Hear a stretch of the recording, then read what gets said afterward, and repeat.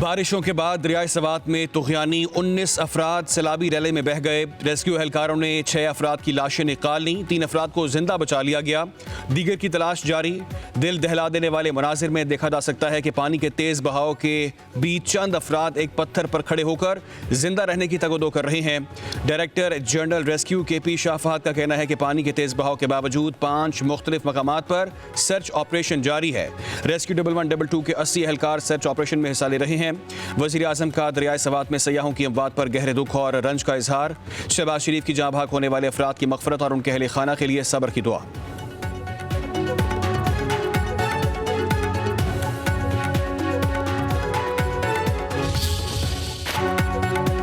दरियाए सवात में अचानक सैलाबी रेले आने से 7 मुकामात पर मजबूरी तौर पर 75 से ज़ायद अफराद बह गए।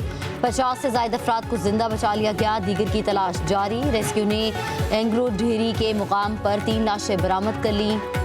इमाम ढेरी के मुकाम पर 22 से ज़ायद अफराद को बाहिफाजत निकाल लिया गया।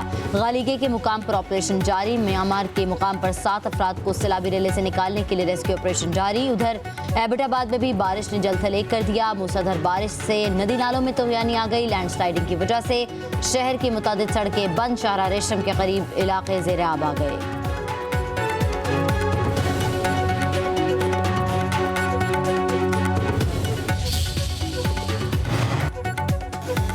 कराची के मुख्तलिफ इलाकों में एक बार फिर बादल बरस पड़े। सुरजानी टाउन, करंगी समेत दीगर इलाकों में कहीं हल्की कहीं तेज बारिश।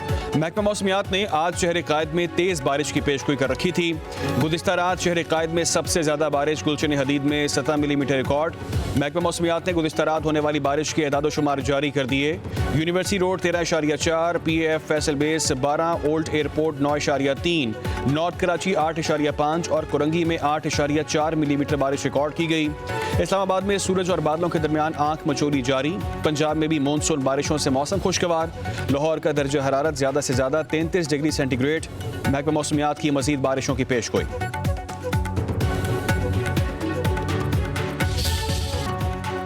मखसूस नशिस्तों से मुतल्लिक नजरसानी केस की समाअत करने वाला सुप्रीम कोर्ट का बेंच टूट गया। जस्टिस सलाहुद्दीन ने केस सुनने से माजरत कर ली। कहा, मैं अपना मुख्तसर फैसला पढ़ना चाहता हूँ। वकील हामिद खान ने बेंच में कुछ जजेस की शमूलियत पर एतराज़ किया। जिन जजेस की 26वीं तरमीम के बाद बेंच में शमूलियत पर एतराज़ हुआ, मैं भी उनमें शामिल हूँ। अवाम का अदलिया पर एतमाद लाजिम है। ज़रूरी है कि किसी भी फरीक का बेंच पर एतराज़ न हो। मैं इन वजूहात की बिना पर बेंच में मजीद नहीं बैठ सकता।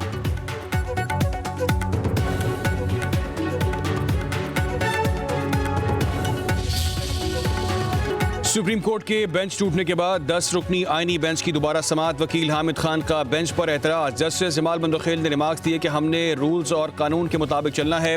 आपने मुआवनत करनी है तो करें, वरना बैठ जाएं।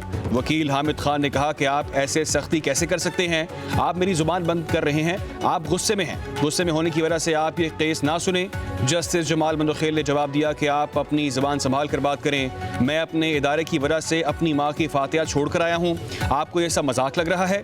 मैं गुस्से में नहीं, मुझे अफसोस है। आपको सुप्रीम कोर्ट का ख्याल होना चाहिए। आप 26वीं आईनी तरमीम की बात करते हैं। क्या ये आईनी तरमीम सुप्रीम कोर्ट ने की है? ये आईनी तरमीम पार्लियामेंट ने की है। हम इसके पाबंद हैं। या तो आप दलाइल दें या वकालत छोड़ दें। हामिद खान ने कहा कि मेरा दिल तो यही चाहता है, मगर इस तरमीम के खिलाफ जितना हो सका वो तो करूंगा।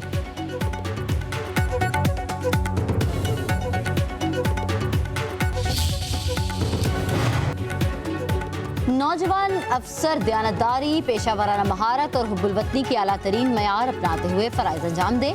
फील्ड मार्शल सैयद आसिम मुनीर की सिविल सर्विसेज अकेडमी के 52वें कॉमन ट्रेनिंग प्रोग्राम के ज़ेर तरबियत अफसरों से मुलाकात में गुफ्तगू। कहा, बासलाहियत, शफाफ और खिदमत के जज्बे से सरशार सिविल ब्यूरोक्रेसी रियासती नज़्म व नस्क़ के लिए नागुज़ीर है। फील्ड मार्शल ने पाकिस्तान के स्ट्रेटेजिक और तरक्याती मकासद को आगे बढ़ाने के लिए इदारों के दरमियान हम आहंगी, बाहमी एहतराम और मुत्तहद कौमी मकसद की ज़रूरत पर जोर दिया। सिविल सर्विसेज अकेडमी के ज़ेर तरबियत अफसरान अमन के दौरान पाकिस्तान आर्मी की फॉर्मेशंस के साथ मुंसलिक रहे।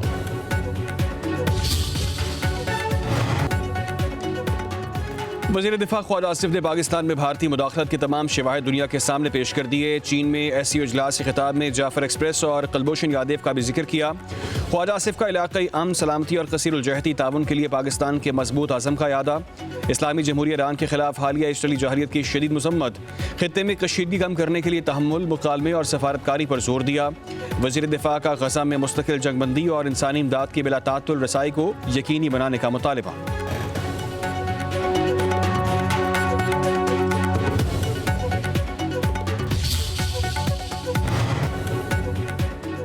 वज़ीर आज़म शहबाज शरीफ से अमरीकी वज़ीर ख़ारजा मार्को रूबियो का टेलीफोनिक राबता। मशरिक़ वस्ता की मौजूदा सूरत हाल पर तबादला ख्याल। वज़ीर आज़म ने सदर ट्रंप की जरूरतमंदाना और फैसला कुन क़यादत को सराहा। कहा, सदर ट्रंप की क़यादत की वजह से ईरान और इसराइल के दरमियान जंगबंदी हुई। वज़ीर आज़म का पाक भारत जंगबंदी में अमरीका के कलीदी किरदार पर सेक्रेटरी रूबियो का शुक्रिया। कहा, पाकिस्तान मशरिक़ वस्ता में क़याम अमन के लिए तामीरी किरदार अदा करता रहेगा। दोनों रहनुमाओं का पाक अमरीका ताल्लुकात को मजबूत बनाने और ख़ासतौर पर तजारत बढ़ाने के लिए मिलकर काम जारी रखने पर इत्तफाक। सेक्रेटरी रूबियो ने वज़ीर आज़म शहबाज शरीफ की कोशिशों को सराहा। कहा, अमरीका खित्ते में अमन और इस्तेहकाम के फ़रोग़ के लिए पाकिस्तान के साथ मिलकर काम करना चाहता है।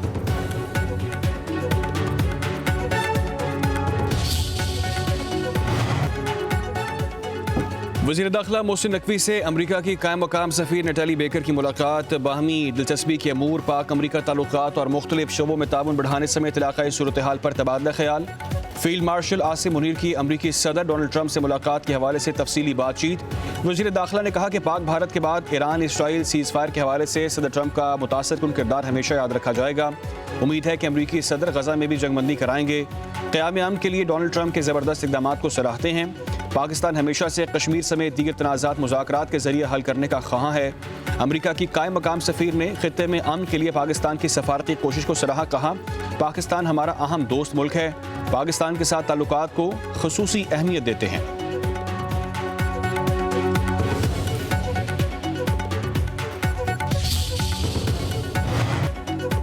व्हाइट हाउस का ईरान के सुप्रीम लीडर आयतुल्लाह खामनेई के हालिया बयान पर शदीद रद्द-ए-अमल। कहा, यह बयान सिर्फ अपनी साख बचाने की एक नाकाम कोशिश है। खामनेई ने गुज़िश्ता रोज़ कहा था कि अमरीकी हमलों ने ईरान के जौहरी प्रोग्राम पर कोई नुकसान नहीं पहुँचाया। अमरीकी इंतजामिया ने इन दावों को सख्ती से मुस्तरद किया। कहा, हकीकत इसके बिल्कुल बरक्स है। व्हाइट हाउस के तर्जुमान के मुताबिक खामनेई का ये बयान दरअसल अवाम के सामने खुद को ताकतवर जाहिर करने की एक चाल है। वो बैनुल-अक़वामी दबाव और ईरान पर बढ़ती हुई तनकीद से तवज्जो हटाना चाहते हैं। अमरीकी हुक्काम का कहना है कि हालिया हमले न सिर्फ ईरान की जौहरी इंफ्रास्ट्रक्चर को नुकसान पहुंचा चुके हैं, बल्कि आलमी सतह पर भी तेहरान को सियासी तन्हाई का सामना करना पड़ रहा है।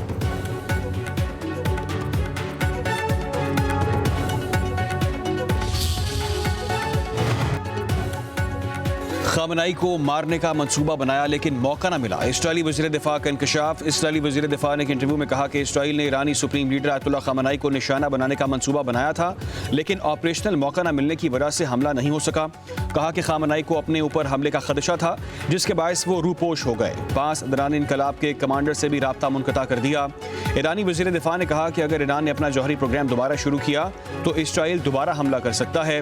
उसके लिए अमरीका से ग्रीन सिग्नल भी हासिल है। ईरान के पास जौहरी तंसीबात की बहाली की सलाहियत फिलहाल नजर नहीं आ रही।